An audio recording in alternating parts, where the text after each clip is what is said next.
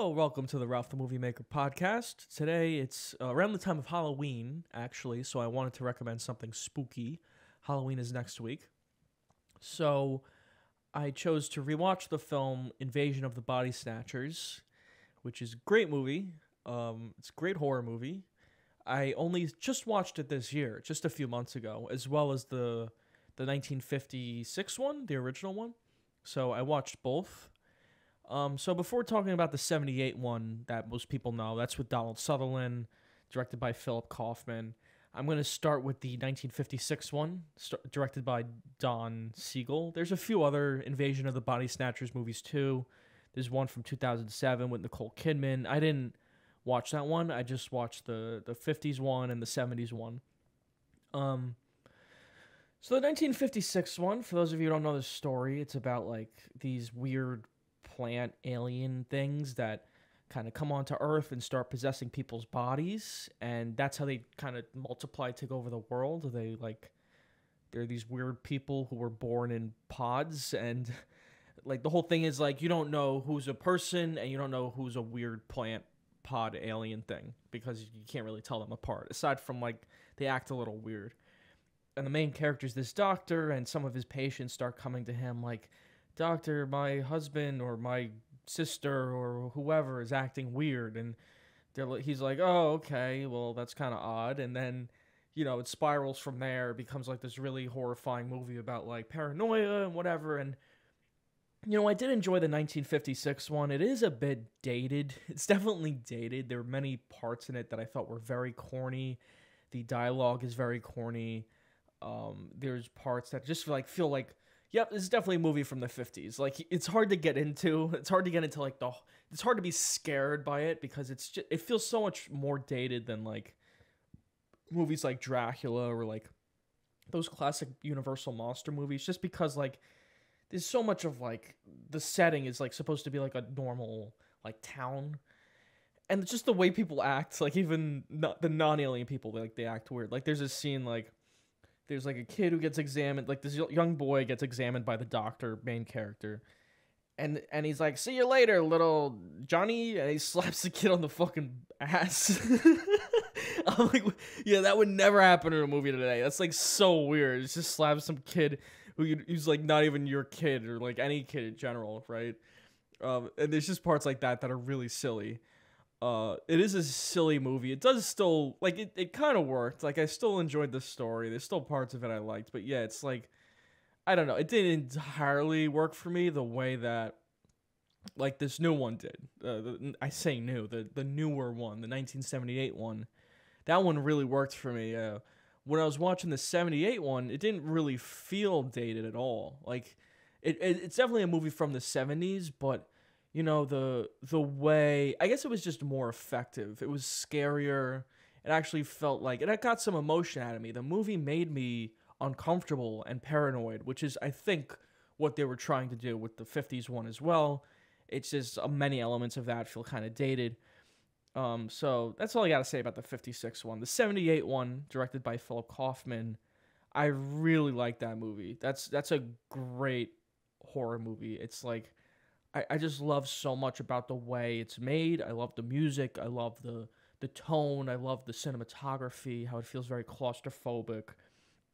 It benefits a lot from multiple viewings as well. I did see this twice, and like the second time I watched it, I picked up on all these little things. Like, even at the very beginning, like Robert Duvall has a very brief scene in this movie, which is funny because he's such like an acclaimed actor. I think even at that time, right? And he was just like dressed as a priest on a swing set. And like that's all. He doesn't have any dialogue. He's in the movie for maybe 10 seconds. And that was like immediately off-putting. Like, why is a priest on a swing set in a children's playground? Like, what's going on here? And he was possessed, and it's already building like this uncomfortable like tone. It's already like making you question like, okay, who's who and who's like an alien? What's going on here? Like, immediately.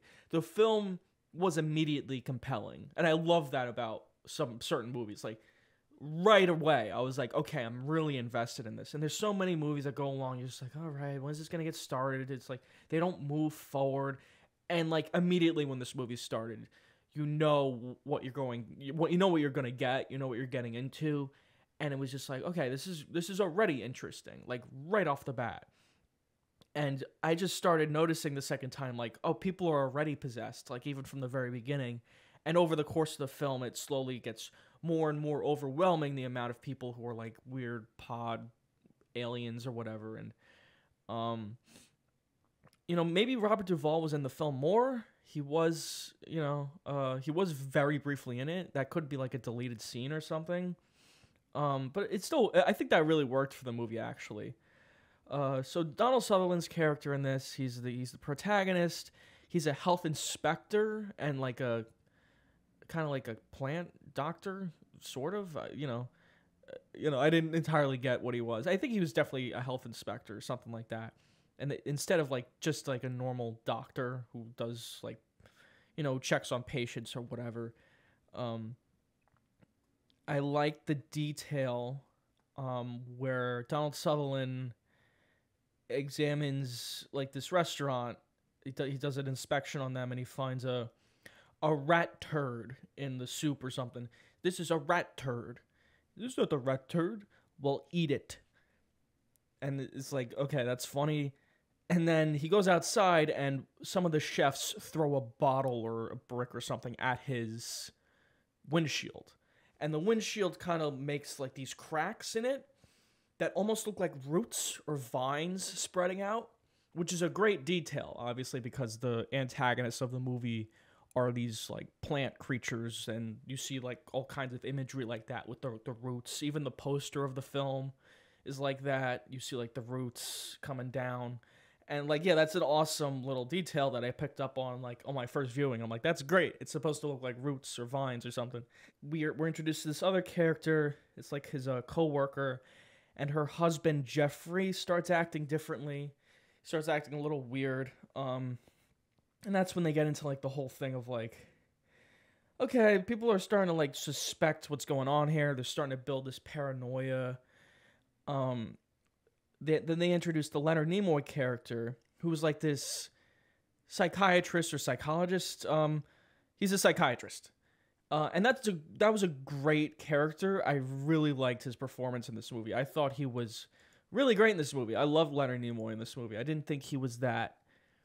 Like, I didn't think he had that much range, like, as an actor. But he does. He's, like, really great in this movie. And at first... you don't have to interpret him as being an alien or whatever. They keep that kind of vague enough at first. But he's acting kind of how like a normal psychiatrist or mental health professional reasonably would act in that situation. Like people are telling him like, my husband's not my husband, or my sister's not acting like my sister or whatever. And he's like trying to be like more rational about it. It's like, okay, well maybe it's like your brain saying that you don't get along with this person anymore, or you're not... it's just like something more going on with you, much less the other person. Like maybe it's not the other person who's having problems. Because how is he supposed to know that aliens are taking over the world or whatever? Like there's no way he would even know that. And yeah, just like so many great character details and moments in the movie. In the beginning, you see people kind of running away, like, and you hear police sirens in the background.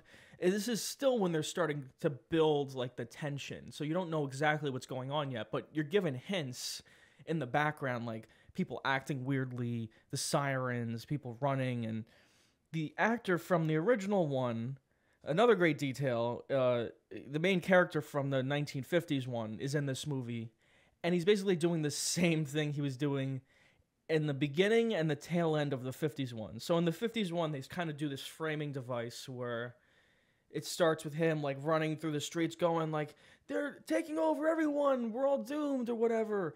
And then they arrest him, and he tells like the story of the film, and it starts from the beginning. Like it does like a whole flashback thing. And at the end of the movie, the police, like, I guess they kind of believe his story because there's like some other evidence that comes out that proves him right. And so it's like, okay, so it's like tying everything together, I guess. And in this movie, he's doing the same thing. He's like running in the street, yelling, they're gonna kill everybody, they're coming to cut us and whatever. And I'm like, oh, that's great. He's like, it's a good little homage to the original one, and you could even kind of see it as a continuation in a way. But then he gets hit by a car, and he's killed, and it's like, I'm laughing, but that part was great. It's like very disturbing. I really like the music there, and the cinematography at that point. You're starting to like think like, oh, man, what the fuck is going on? Like, this is fucking bizarre and really creepy. And yeah, the music is great in this movie. I love the use of music. It's very minimal. It's very like just noises that are repeated a lot, and it's not like relying on music or musical stings and like jump scares and that kind of shit. It's very like grounded, and even the horror, it's like you're basically watching a drama, but there are these elements of like horror kind of sprinkled in. And that's what made the situation so like realistic to me. That's what really got me invested in the story. It's much more thoughtful than like your average horror movie, and I'm really glad they took that tact with it. I'm really glad this movie was like, it felt kind of smart, which is good. And yeah, like I said about the cinematography, I love the unconventional angles, the weird editing. It's very like cut very quick at times, and I think that was intentional. It's very claustrophobic feeling. A lot of angles are very close up on the characters. Sometimes they're framed too far to the left or too far to the right, and it just builds this tension. It builds this kind of uncomfortable feeling that something going on is not right. Like, nothing is right here. Like, there's something going on that's really bad, and it's just done through like the music and the performances and the visuals and like all these things. It's like you don't see people get killed like right off the bat, but it's building this tension that's so interesting. The direction of the actors was great. I especially noticed later on they sounded tired. They looked tired because they're like, they're going through some shit here. This is like a really uncomfortable situation. There's references to the other movie, like the dog. There's a scene with a dog in the original one where I guess later on in the film, this is like kind of when the movie shows its hands. Like, okay, everyone in town is like possessed by aliens, and they're carrying pods to like the city main hall and like all this shit. And you see like a dog walk by as the two main characters are like pretending to be one of the aliens. Like, they're walking very still and emotionless. And then she sees a dog like about to get hit by a car, and she's like, watch out, which kind of gives her away. And in this movie, they do kind of the same thing, except the dog is like melded with a human face or something. That was really disturbing, like a really disturbing visual. And she starts screaming, and that's what gives her away. And then, yeah, all the people start yelling at her, pointing, ah! It's fucking like, holy shit, man, this is fucking crazy. Like, this is like awesome. Yeah, I love this movie. Fucking loved it. Great acting. Leonard Nimoy, like I said. Jeff Goldblum in this movie was fucking terrific. I love Jeff Goldblum's performance in this. I love the shot of him talking to Donald Sutherland as he's like in like, there's like a funhouse mirror or something like off to the side of the frame, and it makes him look all distorted. And yeah, it's just great stuff. Like, it's really well made. It's like an art film, but also a horror film. And, with a blend of, like, thriller and drama in there and science fiction. And it just all meshes together beautifully. I'm like, yeah, that 50s one was good, but this is one of the greatest horror movies I think I've ever seen in my life. I, like, really loved it, and I loved seeing it again the second time. And this is a movie that's really going to stick with me. I really feel that. I really enjoyed this film. I thought it was fantastic, and I definitely would recommend you check it out, if not this Halloween, sometime in the future, because I really love this movie. I thought it was awesome. And, man, what else is there to say about it even? There's nudity. That's nice. There is, like, blood and gore, but it's very minimal. And, yeah, it's just, like, just good stuff. Like, I don't have much negative to say about it. It's, like, really interesting filmmaking, especially for a film in the 70s. I just loved it. I loved everything about it, and that's a decade of film that I really love, right up there with the 60s and the 80s. But yeah, it's super interesting. You don't really get movies like this now. something so thoughtful and like intelligent as this film. So I would give it a 4-star, maybe 4.5-star for now. Out of 5. It's super good shit. I highly recommend this movie. I highly recommend you check it out at some point. I love this movie. Great stuff. The 50s one, I don't really know if I'd even rate it. I'm not even gonna give it a rating. There's no point. Maybe for the time people liked it. It doesn't really age well as like Nosferatu did or something like that. Dracula, like I said, Frankenstein, those aged much better. Again, because just like the setting, like Frankenstein's in like a castle or whatever, some shit like that. I don't know. it aged better. Okay, so that's Invasion of the Body Snatchers. That's your spooky movie for this Halloween. So thanks for watching that, and now we're gonna go into some questions. I have a lot left over, so I'm gonna answer a bunch of questions for you. So let's see.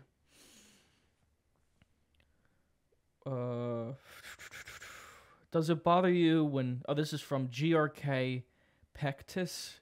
Does it bother you when people call movies based on books, real-life stories, original just because they're not sequels or remakes? I love the movie Silence of the Lambs, but its most iconic scenes are taken straight from the book. I wouldn't call that original.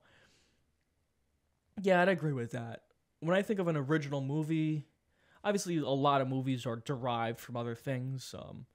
Like I'd say Tarantino's movies are original. Obviously, he's taking from and paying homage to like blaxploitation movies and westerns and that kind of thing. But he's making into something original as opposed to just like, Silence of the Lambs. Obviously, that's based on a book. The Godfather is based on a book.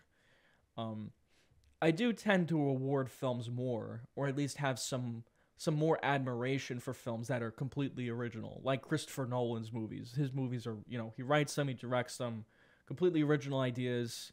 I love movies like that. That's not a default. Like, sometimes you can write an original story that sucks, like, Southland Tales or whatever. But I kind of agree with that. I tend to like movies more that are completely original, and I do differentiate movies that are, like, based on a book or something. Not that being based on a book is like a bad thing. You have good source material, you can adapt it. And adapting a book, it is different than writing a book because there's a lot of things you have to cut out when adapting a book into a movie, and it doesn't translate exactly to screen. There's examples like 2001: A Space Odyssey, which I believe they were writing the book at the same time as making the movie. That's a very rare case. Like, Arthur C. Clarke was writing the book, but he was also helping Kubrick with the movie. So they are kind of similar, but they kind of branch off at a certain point, become very different. I've read the 2001 book, too. It is different. It's basically structured the same, but there are differences. And, same with The Shining. Kubrick's adaptation of The Shining is very different than the book. So yeah, it's kind of like a case-by-case basis. For the most part, no, I wouldn't call movies based on books original. And true stories, that's the thing. I feel like there are examples of that. Like, it depends on how accurate the story is, right? Because I think Amadeus is like... I would call Amadeus pretty original. It's taking source material and, like, taking historical figures from the past, but it's doing something new with it. And I'd say the same for, like, Assassination of Jesse James. It's like, okay, it's taking real characters, but, where do you draw the line exactly at, like, what's original, what's completely made up? Because every movie, like, even Once Upon a Time in Hollywood, like, Cliff Booth and Rick Dalton are, like, inspired by certain historical figures, and it's like, yeah, it's hard to exactly know. Generally, I mean, it's kind of just like a case by case basis, right? So yeah, I do appreciate movies that are original. Like, I will always appreciate that. I always give a movie points for that. We're like, yeah, this is like a completely original story, not based on a real story or a book or anything. I think what most people have an issue with on like movies based on a true story is like those kind of Oscar bait movies that are like, like The Post or something like that, or that new movie about like Harvey Weinstein. That kind of looks kind of crappy. I'm sorry. that doesn't look very good. I'm just saying. Not that the story isn't important. I'm just saying the movie doesn't look very good. All right, so let me continue on to the next question before I piss more people off. Hey, Ralph, is your TV show video going to be another one of those, like your Full Metal Jacket one, that's going to be put into your vault? Maybe. I might do it one day. I'm going to be alive for a long time, so there's no rush to make that video. Sometimes I make videos, like I was working on the TV show one, and I posted like a preview to Patreon people, and they liked it. But, things change. Like, sometimes I'm working on a video idea, and I don't like how the video's coming out, and I just, like, scrap it. And that's funny, because people like, the videos you post suck or whatever, or they're low effort. I'm like, you haven't even seen the videos that I haven't released, because sometimes I edit a video, I'm like, no, this isn't really interesting to me. Like, everything I put out, I basically like. Like, I rewatch it on my phone, and like, okay, this is a cool video, like, and there's stuff I put out. If I don't like it, I don't put it out. That's basically what I never just like shit something out. Like, I'm just like, okay, this is decent, or like it's just like a little video of me sharing my thoughts on something. I share it.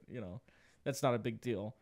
But yeah, people are like very critical, so I try to like not put out things that I'm not completely proud of for the most part. So yeah, I could make the TV show video one day. I could make the Full Metal Jacket one. Again, with the Full Metal Jacket analysis, it's like, it's hard to do a film analysis, for me anyway, given the tone of my channel. It's like, and the same with the TV shows thing. It's like, you gotta balance like, actually, being like informative and like being correct, which I want to be, but at the same time, I think I work better in like, actually just making something entertaining, which is also fun. Like, if I made an entertaining film essay on, like, Full Metal Jacket, that would be enough for me. I don't have to, like, revolutionize, like, how people think about that movie. I could just be like, people could just watch and be like, yeah, that was an entertaining film analysis of Full Metal Jacket. And, like, that's how I feel about my Mr. Robot ones. They're informative. They get you to want to watch the show if you haven't. But they're also entertaining. Like, at the end of the day, I'm not trying to, like, write this fucking essay for college or whatever. I'm, like, trying to make something entertaining and enjoyable. And as long as I can balance those two things, like, and not make it too dry, then I think I've succeeded.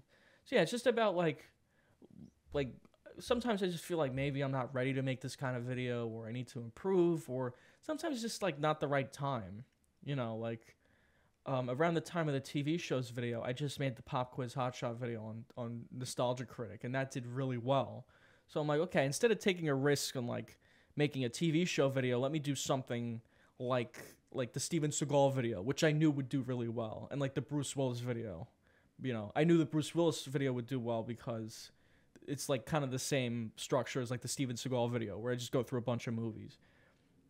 And also the time of the Bruce Willis video, I got like the Ridge sponsorship. They wanted to sponsor one of my videos, and I'm like, okay, so let me do something that's like, I'm gonna get paid by them, so let me like not do something super risky. Let me do like the same thing as like the Steven Seagal video, so they know like what they're paying for. They know what they're getting, and I think they were pretty happy with it. I got paid, and they got their ad in the beginning of the video, and it worked out great for everybody. So yeah, that was just like my logic behind it. People are looking for like straightforward answers. I'm sorry, they're not. Things are not straightforward. This is from I Swear I Will Do It. Hey Ralph, longtime fan. Would like to know your opinion on The Little Things with Denzel Washington and Jared Leto. I haven't seen it. Sorry, I haven't seen it. I like Rami Malek. I like Denzel Washington too. Okay, so this is from Vosti.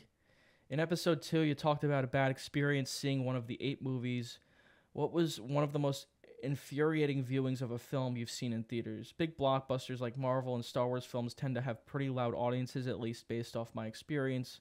But personally for me, it would be seeing The Last Jedi opening night. All the controversy around the movie aside, the crowd was absolutely unbearable during my screening. Anytime a lightsaber would ignite or someone just shows up, the crowd would lose their damn minds. How about you, Ralph? Yeah, Marvel movies tend to be like that. I think that's fine. You know, if you're going to a Marvel movie opening weekend, that's usually how it tends to be. That's kind of like you're going in the lion's den at that point, so you should know what you're getting into at this point. I'm fine with it for Marvel movies because I don't take those movies very seriously. That's just the way I am. There's definitely a point I draw the line. Like when I saw Avengers Endgame, there was this guy sitting next to me. He was a fucking pain in the ass. He was yelling at the top of his lungs, like whenever, like what this guy said, like whenever like one of the heroes came out or whatever, those like crowd cheer moments. He was like, "Whoa!" And he kept taking out his phone. And that's when I draw the fucking line, when you take out your phone in a theater like that. Because I was there, I was seeing the movie in the Cinerama Dome. It was a huge moment for me, and I was enjoying the movie. And, you know, I was clapping and laughing at certain parts that you're supposed to, which is fine. You're supposed to do that in those certain kind of movies. But this dude kept taking out his phone. And I turned to him, and I said, if you don't put your phone away, I'm going to theater attendant to kick you out of the theater. And he never took out his phone again. So that's kind of how you have to be. You kind of have to be an asshole to people. But yeah, like I've heard worse stories than that. You know, if you feel like someone needs to like knock it off, you just need to tell them. You need to shush them or talk to them or something. And if they try to talk back to you, then just tell them to go fuck themselves. Like really, that's what you should do. I saw the video of that guy. He's like some TikToker guy. I'm not gonna say his name. He's a popular Twitter guy. I saw a video of him like watching the end of Black Adam, and he has his phone out and he's being recorded on the other side of the theater, and he's cheering with his phone out during like the scene at the end, the post-credit scene. But still, it's like people are in the theater, and he's just like so obnoxious. I'm like, dude, this is so obnoxious to watch. Like it made me uncomfortable. And I don't need to say the guy's name, but yeah, I generally do not like stuff like that. And the thing is, like, when I go see like a certain kind of movie, like an art movie or something, usually people are pretty respectful, and that's a good thing. Like usually people are just kind of rude during like the bigger budget things, like horror movies, like Halloween Ends. People wouldn't shut up in the theater. I did see that in a theater. People just wouldn't be quiet. And I get the movie wasn't very good and they were confused. They kept going like, what? Like when stupid things would happen. But yeah, you gotta keep it to yourself. Like try to have some like respect for the people around you. Like no one wants to hear you. Like really, we're not in a bar. Like this is a movie theater. Like you're not the only one there. But yeah, everyone wants to be like the star of the show in a theater, and I don't know why. I don't know why you can't just sit there and enjoy a movie. Like you can laugh and like you can take out your phone to check the time. Like I do that sometimes, but I keep it like, close to me. I try to not be obnoxious like most people are in a theater. It's really bad. When I saw the movie Blonde I had like a little voice crack there. There were some people that were kind of rude during that, and I saw Blonde in the Paris theater. I drove an hour to go see it, and because there's a lot of traffic, and I was trying to enjoy the movie, and it's an art film. Like people usually aren't talking during those kinds of movies, and I get some people didn't like the film. How I felt about the film is kind of irrelevant when discussing this. But like, there's some people I'm like, I get you don't enjoy the movie, but I don't need to like hear you vocally like profess your disenjoyment for the movie. Like you're not in your living room. So like when I saw Blonde, there was a girl laughing at this one scene, and yeah, the scene is silly. It's definitely it's a kind of over the top film at times, Blonde, but she's in like an art house movie theater. She's not in her living room, like I said. Like she can keep her laughter to herself. You can do that. It's not like I laugh at a theater when there's a joke or something funny, and there's nothing really like intentionally funny in Blonde. You could always laugh at like some of the sillier things, but again, like if you can't like control your laughter in like a public setting or control yourself in a theater setting, you should probably be on medication. You should probably be in therapy because like it's just so impolite to like ruin other people's film experience. It's the worst thing you can do in a movie theater setting is talk and like and take out your phone. To me, that's like the worst things you can do.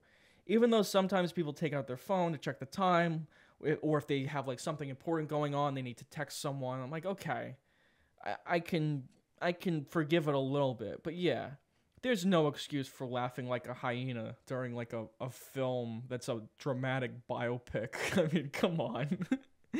It's not a mainstream horror movie at an AMC. It's like the equivalent of laughing during a serious scene at like a Broadway play. Like no one would ever do that. If there was like a dramatic scene in a Broadway play and someone laughed, like you would be kicked out of the theater probably. And that's like it's kind of the equivalent of this. Like she's ruining the experience for other people around her. And like I don't know. She was like kind of dumb. I mean, I felt like telling her to shut up. And I did move back away from her. Once she started laughing, I moved to the back of the theater because I don't want to hear her. I'm not going to tell her to be quiet. I don't care that much about her. I just moved to the back of the theater. I'm like, whatever. And I could tell this movie started that this person was just an annoying person, you know? Like, she was talking to this woman who was sitting in front of her that she didn't even know probably. And she was like, oh my God, where are you from? Oh my God. I'm just like, Jesus Christ. I'm sure that girl sitting in front of her really appreciated her cackling in the middle of the movie. Just with no care. Like hear this woman cackling in her left ear. I'm sure she really appreciated that. I'm like, please, just don't talk to me, all right? Don't just leave me the fuck alone. I'm just here to see a movie. All right. So yeah, I guess there's a few theater experiences there. That's pretty funny. So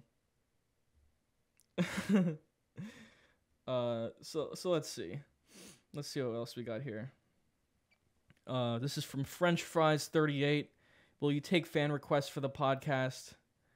Yeah, sure. I'd like to do that one day. Maybe every once in a while, but I kind of want to... I got to figure out a system for that, you know? I got to, like, make a thread of, like, movies that people want to recommend. I'll figure that out at some point. Not right now. Like, we kind of just started. Let's do, like, a couple episodes before we start, like, mixing it up a little. All right. Yeah, I definitely want to take fan requests, especially if it's something good. But... yeah, not right at this moment. KSI likes KFC. What are your thoughts on the movie Birth? I saw your rating on Letterboxd. I know you really like Under the Skin, so why does that movie work and this doesn't as much? Thank you. I like Birth. I thought Birth was great. I don't have much of an issue with Birth. I don't know what my rating is. Let me just check that quick because maybe I have it rated lower. I don't think it's as good as Under the Skin. Some people would say it's better. That's more a personal preference thing. Yeah, it's kind of like a weird story. I think that's why I didn't like rate it highly. It's like kind of like a weird like she's like in love with like a boy or something. It's like okay, like I get there's like more going on to it. It's just a very odd story. Like it got kind of mixed reviews when it came out. I'm like, yeah, I get why. It's like kind of a bizarre thing to talk about. But yeah, I don't hate the movie. It's good. I enjoy it. It's just a weird premise. If you've seen the film, you know that. But nothing against the film and Jonathan Glazer. I think his movies are great.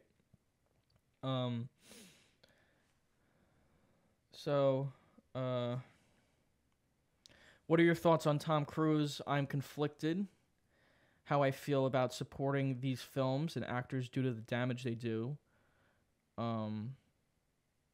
We don't allow Harvey Weinstein to make movies anymore, rightfully so, but Top Gun is getting much praise despite the horrible damage that Scientology has done and continues to do, which Tom Cruise supports and promotes. Do you have any thoughts on this? Interesting. So again, it's like this.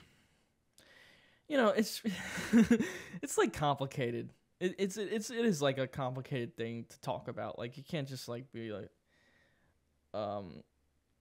bad person makes bad movies. That's not entirely true. Sometimes bad people make good movies, and that's why people separate art from the artist. With Tom Cruise, he is definitely a charismatic actor. He's been in good roles. I do think for him, it's kind of like an ends justify the means thing where he wants to be a movie star, and so he like kind of goes along with this weird cult because they give him kind of clout and power and money, and they also kind of protect him and his image in a way, which it's hard to be criticized and whatever. And I'm sure Scientology definitely silences critics of him. That's the thing with Scientology is they are really fucked up. They're terrible, and anyone who is vocal against them or speaks out against them, it's been there's many records of this. They just go after them. They try to ruin their reputation. They try to hurt them. They try to hurt their family. And yeah, they are evil. To be part of Scientology, you have to be like a complete nut job. I think you have to be absolutely insane to support and endorse that kind of shit. And it's sad that like so many actors in Hollywood go along with it. I think it's because it's just so popular and because it helps their career, and anytime like someone speaks out like Leah Remini, they just like ignore her. But I think a lot of what she's saying is right, and like what a lot of these other people have come out and said about it. I think Ron Miscavige. I think David Miscavige is like the number one top dog of like Scientology now, and his dad escaped. And yeah, they found like some dude like outside his house watching him with a silenced pistol in his trunk. It's like, yeah, these people are fucking nuts, these Scientologists. The people who run it are crazy. But again, a lot of actors just go along with it because it helps their career. And it's not just like one actor. It's, Tom Cruise and Vivian Kubrick's daughter, and Michael Pena and Elizabeth Moss and John Travolta and Giovanni Ribisi and, it's like so many people, like so many actors and like Nancy Cartwright, right, the star of The Simpsons, who plays Bart. But and there's many more. There's more I could list. Like there's a whole list I got up. It's terrible. And it's even more terrible that like this guy's right. Like we speak out against certain kinds of injustice. But other kinds of injustice we ignore because there are these people like Scientology who have so much power that they can kind of like keep the narrative focused on like one thing. Like I noticed this like in our culture. It's like, we have times where we're like very pro women rights, but then that's forgotten about, and then we're on to the next movement. It's like pro black rights, and then we forget about that, and it's pro gay rights, and it's like this cycle.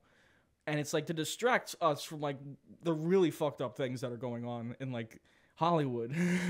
And yeah, it is fucked up. It's like we need to be talking about these crazy cults, and we need to be getting rid of them. This is not something people are in favor of. Like I do not like it. And I think if more people spoke out against it and tried to just speak out against it, we would see real change in Hollywood in that way. But they don't. They just, like evil Scientology, they change the narrative, they try to ruin you, they try to do this and that, and it's fucking, I sound like a conservative saying narrative, but it's true. It's like, this is a big problem, and I'm not diminishing other problems in the industry, but this is a big one as well. And it's because they have so much power and money that they'd rather us just not talk about it. They'd rather push Tom Cruise and say he's very charismatic, he makes great movies. Yeah, he is. He makes great movies. Top Gun was great. I really enjoyed Top Gun, but that doesn't change the fact that he's working with a bunch of assholes, and people shouldn't be afraid to say that, and yet they are. People are afraid to say that, and then there's people who go, well, they're not so bad. I mean, I like The Simpsons. And it's like, okay, well, you're just ignorant. You just don't know what the fuck you're talking about. And you just, yeah. Again, it's like whatever's most popular to shit against. You're in favor of women's rights, but you're not, but you don't care about Scientology.